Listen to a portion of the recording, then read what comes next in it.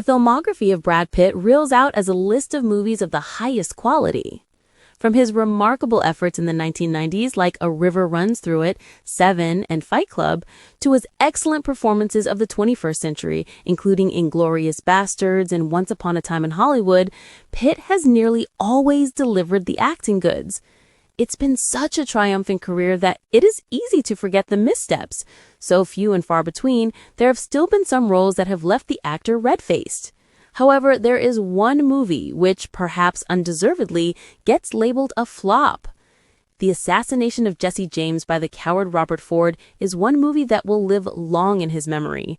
Not only because it took a bit of a bashing when it arrived on screens, or because he considers it one of the best he has ever made, but because of one line in the picture.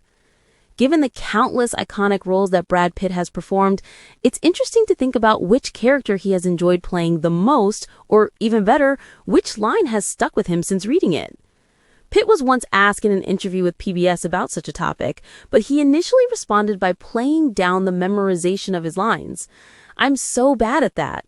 I delete the files when I finish the film, and it just reboots for the next one," Pitt admitted, before referring to an iconic moment from the David Fincher movie Seven. "People still come up to me and yell, 'What's in the box?'"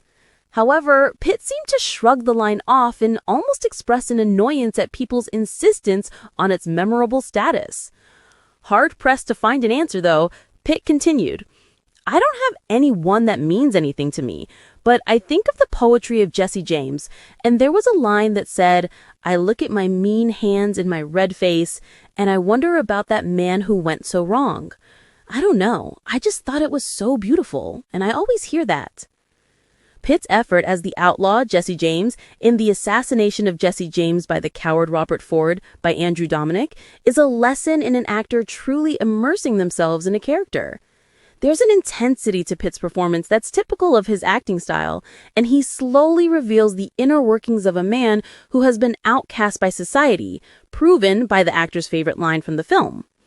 Going on to explain how he uses just one line from the script to personify his roles, Pitt said, "It's funny, with each film, I have one line from the script that I hold on to throughout the film because I hear the character in the one line.